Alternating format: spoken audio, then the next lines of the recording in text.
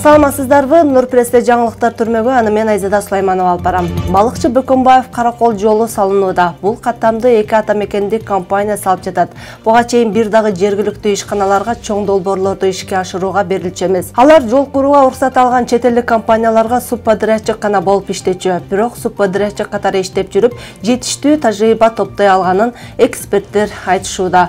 Бул жолу президенттин тапшырмасы менен балыкчы Барскон жолун жергиликтүү ишканалар куруп жатат. Азыр жолчулар аталган каттамда тилкеге түшкөн бак дарактардын дүмүрлөрүн алуу, жол жээктерин тазалоо, жер казуу, жээк орнотуу, курама темир бетон түтүктөрүн казуу иштери жүрүп жатат. Мындан тышкары айрым жерлерге асфальт төшөө жумуштарын башташты. Эки компания тең инерттик материалдарды өздөрү өндүрөт.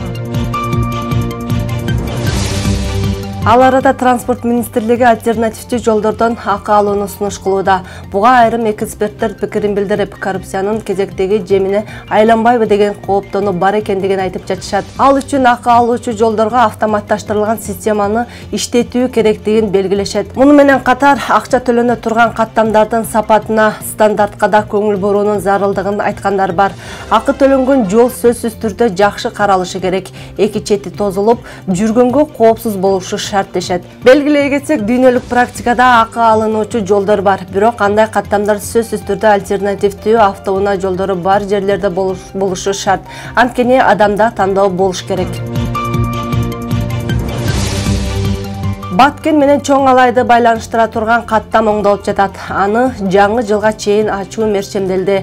Эскерте кетсек, 3 коргон Дароот коргон жолунун узундугу 127 чакырым. Азыр Баткенден Чоң Алайга баруу үчүн Ош шаары аркылуу өтүүгө туура келет.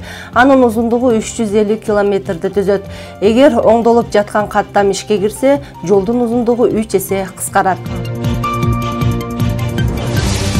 Бишкек жылуулук электр борборуна алына турган 400 000 тонна импорттук көмүр тендерсиз алынат. Бул тууралуу электр станциялар ишканасынан билдиришти.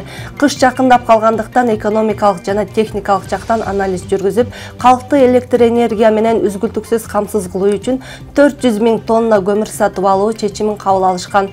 Көмүр ортомчу жок, бир булак менен келишим түзүлүп алынат.